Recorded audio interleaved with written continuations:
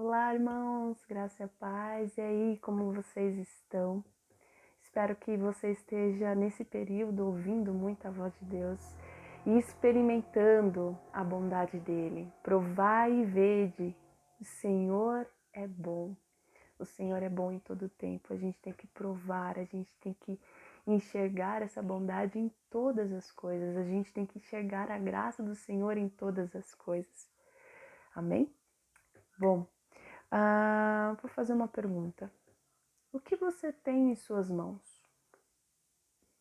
O que você carrega aí em suas mãos? Eu sei que neste momento você está com o celular ou você está com o notebook, o computador, vendo esse vídeo, mas de uma forma mais profunda, o que você tem em suas mãos?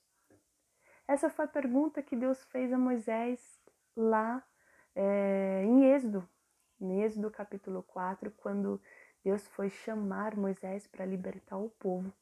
E Moisés, ele estava com muito medo, ele estava um pouco preocupado. Nossa, se eu for falar com o faraó para libertar o povo, e será que eles vão acreditar em mim?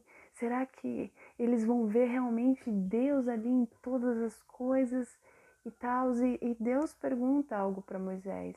Tá em Êxodo capítulo 4, verso 2. O que você tem na mão? E Moisés responde, uma vara, né? E Deus falou assim, então joga essa vara, como aqui diz no verso 3. Jogue-a no chão, disse o Senhor. Moisés jogou a vara no chão e ela se transformou numa serpente. Moisés fugia dela, mas o Senhor lhe disse, estenda a mão e pega pela cauda. E Moisés estendeu a mão, pegou a serpente e ela voltou a ser uma vara. No verso 5, então o Senhor lhe disse, faça esse sinal e eles acreditarão que o Senhor é o Deus de seus antepassados, o Deus de Abraão, o Deus de Isaac, o Deus de Jacó, de fato lhe apareceu. Bom, a gente sabe que Moisés, ele teve muito medo, ele inventou algumas desculpas, por exemplo, eu não sei falar direito, eu tenho problemas na minha fala. Eu tenho isso, mas Faraó, será que ele vai acreditar e etc. Esse receio, essa preocupação, acredito que não apenas Moisés teve, mas nós temos também esse medo de fazer aquilo que Deus determinou para cada um de nós fazer. E a gente muitas vezes tem essa preocupação de Moisés. E Moisés, com essa vara, uau, Deus usou de uma forma poderosa. Através da vara, Moisés tocou ali no Mar Vermelho e o Mar Vermelho se dividiu. E o povo passou no Mar Vermelho para chegar até a terra de Canaã, até a terra prometida, peregrinando ali no deserto. Através dessa vara, ele conduziu o povo. E não apenas Moisés, a gente vê também Davi. Davi, ele cuidava das ovelhas do seu pai com um cajado. Ele lutou contra ursos, contra leões, etc., para proteger as ovelhas de seu pai.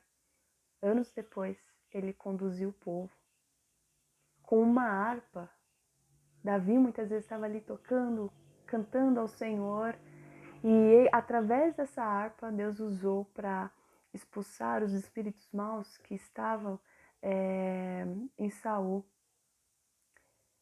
Pedro, ele era pescador, ele tinha em suas mãos uma rede, que anos depois ele se tornou um pescador de homens. O que você tem em suas mãos? O que eu tenho em minhas mãos? Isso demonstra muito que a parábola que Jesus conta naquele período, ou melhor, naquele contexto que ele estava contando sobre a sua vinda, em Mateus capítulo 24 e em Mateus capítulo 25, nos primeiros versos do capítulo 25, ele fala sobre as 10 virgens, que eu até disse no vídeo anterior, e depois ele fala sobre uma parábola que fala exatamente sobre isso, aquilo que nós temos em nossas mãos, que é a parábola dos talentos.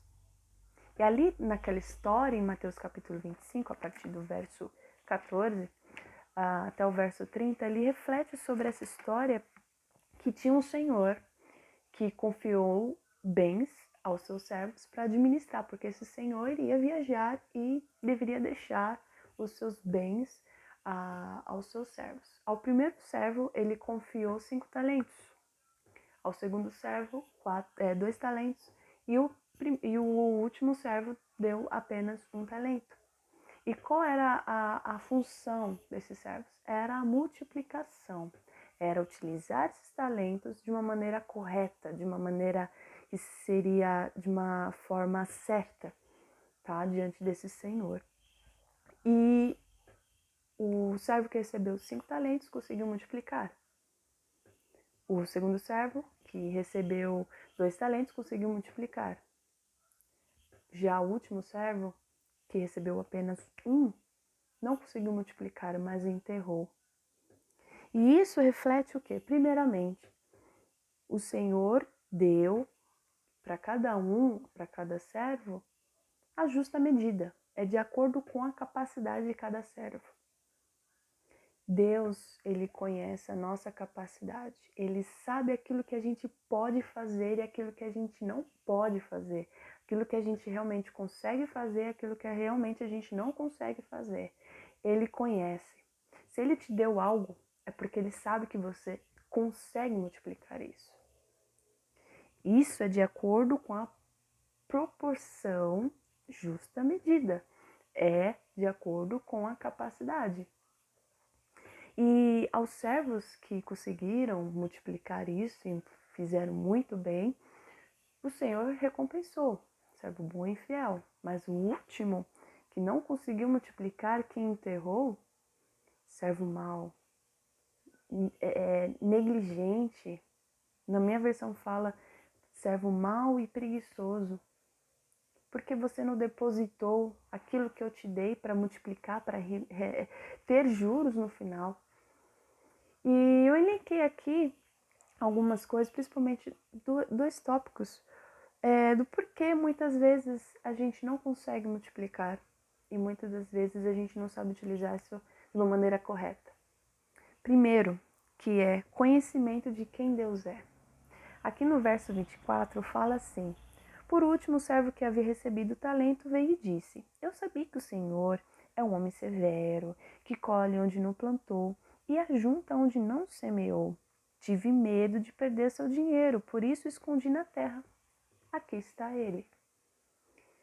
Esse servo que ele não conhecia o seu senhor.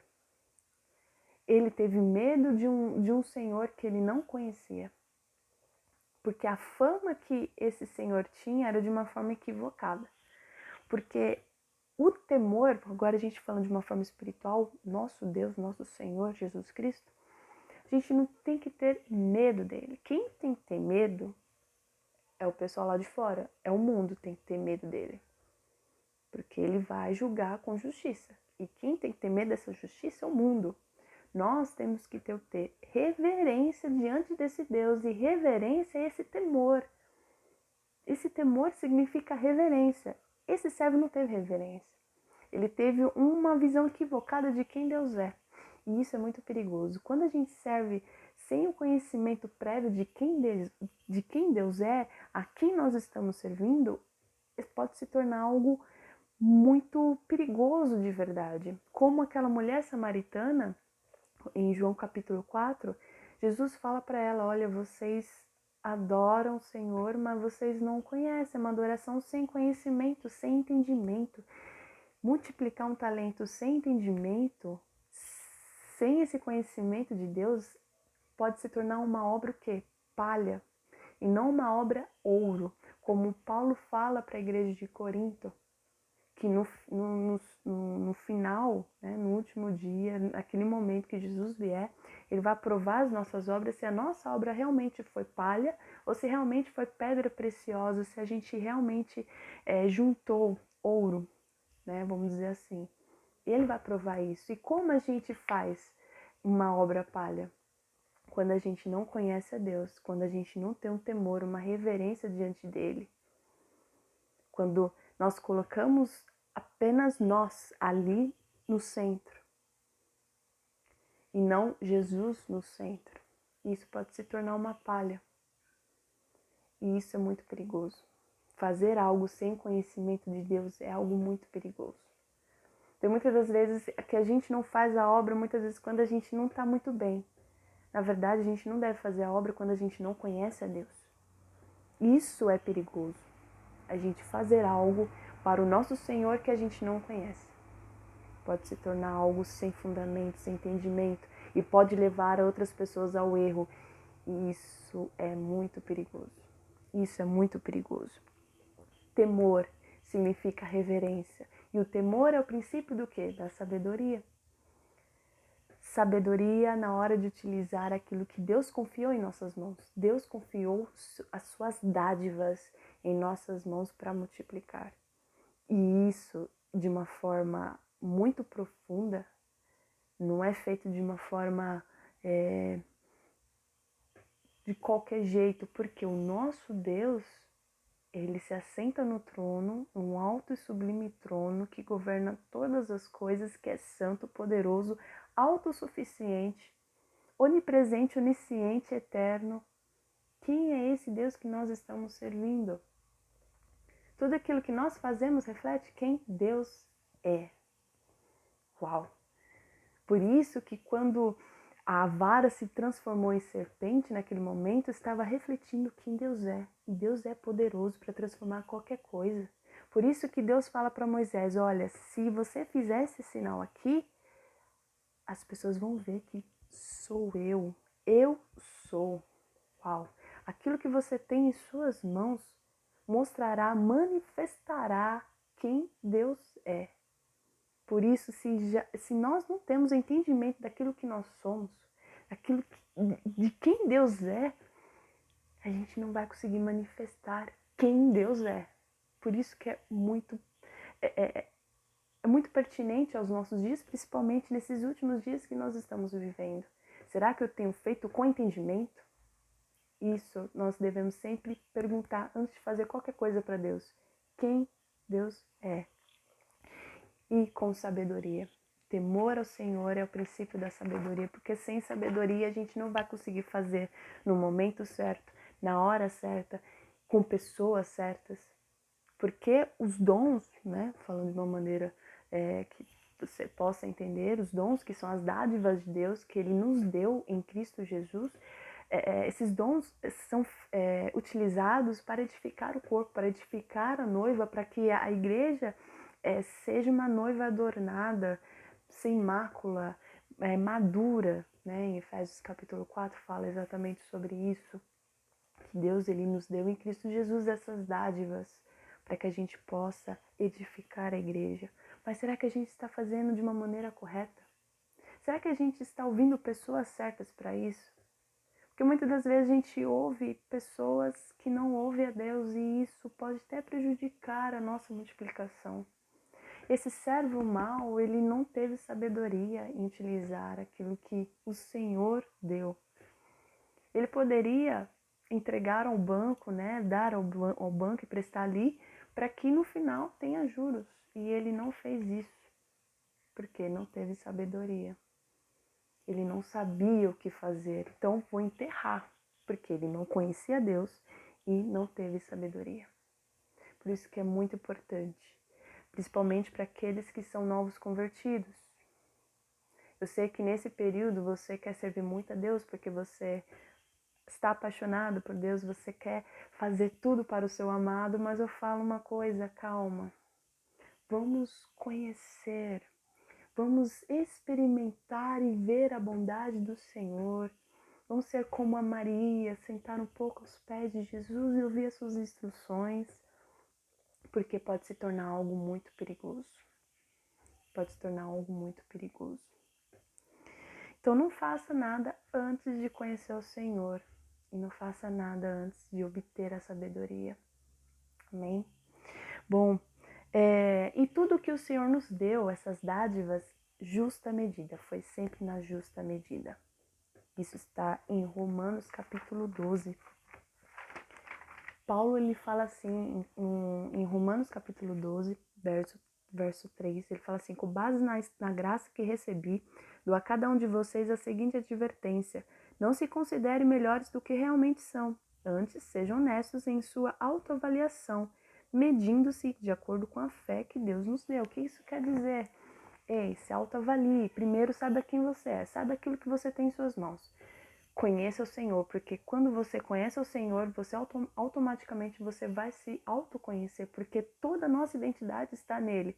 Quando nós conhecemos a Deus, a gente vai saber, uau, eu tenho isso em minhas mãos. Conheço a Deus, Ele é autossuficiente. Ok, então vou fazer isso. Ele é soberano, Ele está me usando. Deus é poderoso. Quando a gente tem um certo conhecimento, uma autoavaliação bem feita, a gente vai conseguir multiplicar de uma maneira sábia. E sempre Deus nos deu dádivas na justa medida. É aquilo que realmente a gente consegue multiplicar. Se você faz algo que muitas vezes você subestima, ai, não, acho que não vou conseguir fazer isso, tal. Se eu vou falar uma coisa, se Deus te deu, é porque você consegue fazer, porque não é você que vai fazer, é Ele que vai fazer através de você. Não é a vara, não é a vara, não é Moisés, não é Davi, não é a harpa, não é a rede. É o Senhor dos exércitos, é o Senhor que conduz tudo isso. Foi Deus que conduziu o povo, foi Deus que eliminou aqueles espíritos maus de Saul. Foi Deus que acrescentou salvos. Deus que acrescenta salvos, não é Pedro. A gente tem que saber disso. Por isso que é muito importante a gente conhecer o poder de Deus. Então, multiplica apenas aquilo que Deus te deu. Isso é muito importante. Multiplica aquilo que Deus te deu em suas mãos, e não aquilo que Deus deu para o seu irmão. Olhe para aquilo que você tem em suas mãos e faça. Persevere. Tô com medo? Não se preocupe. Eu sou estar com você. Eu sou estar comigo. Persevere. Ai, não sei como fazer isso. Peça ajuda. Vou ao banco ou não vou ao banco? Dependência do Senhor.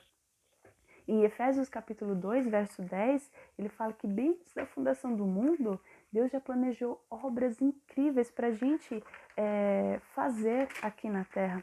Vou até ler esse verso que diz assim: pois somos obra-prima de Deus, criados em Cristo Jesus, a fim de realizar as boas obras que Ele de antemão planejou para nós. Então Deus planejou uma obra para que você possa fazer.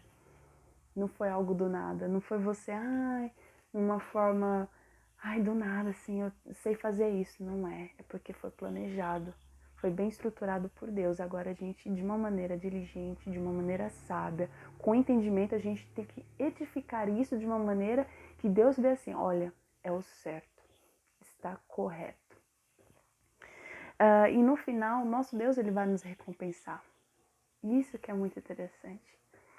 Ele vai nos recompensar e como ele recompensou os servos aqui, ele vai nos recompensar quando ele voltar. Mas, entretanto, a gente não pode fazer visando, olhando para a recompensa. Porque nós já fomos recompensados. E a recompensa é a salvação. A recompensa é o Espírito Santo. E é isso que nós temos. É dádiva do Senhor. São dádivas vindas dos céus. Porque Ele nos abençoou em Cristo Jesus. Com toda a sorte de bênçãos espirituais nas regiões celestiais. Nós já temos coisas incríveis nos céus. Essa é a nossa maior recompensa. Mais recompensas virão, mas a gente tem que focar na recompensa que Jesus conquistou na cruz. Essa é a nossa recompensa.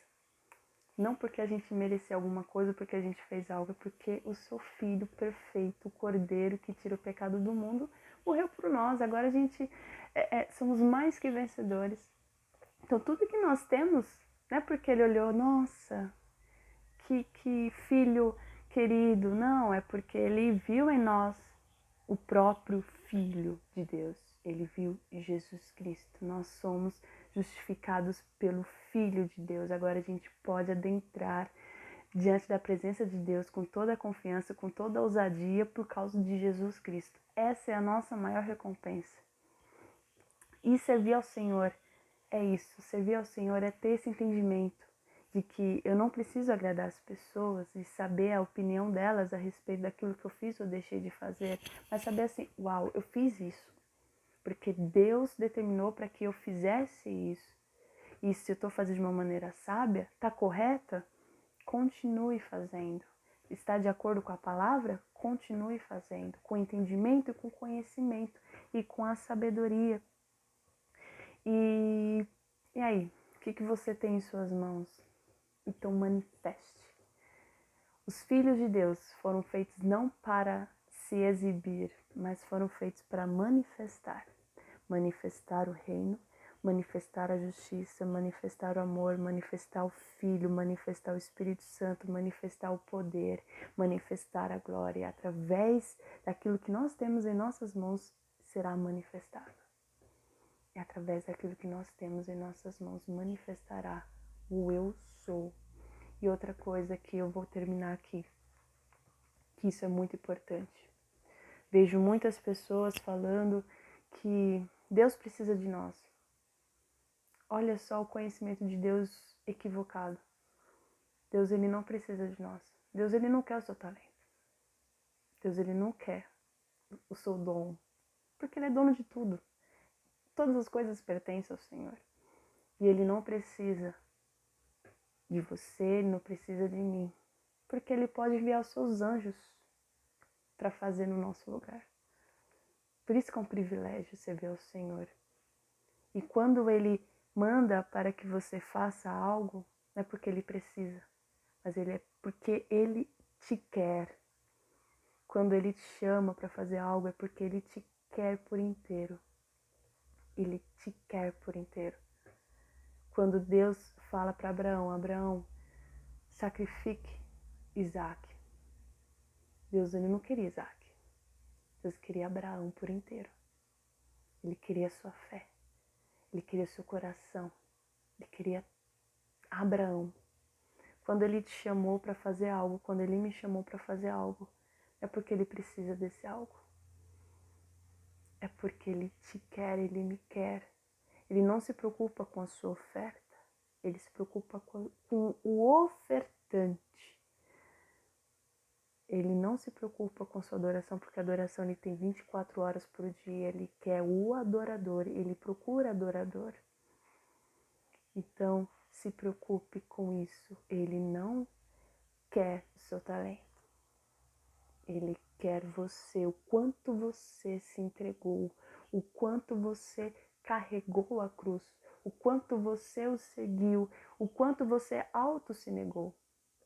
Tudo aquilo que ele pede tem um princípio, a autonegação. Ele quer que a gente auto se negue para que ele se manifeste.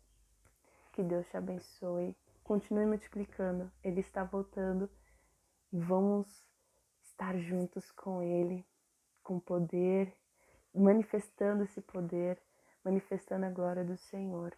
Em nome de Jesus.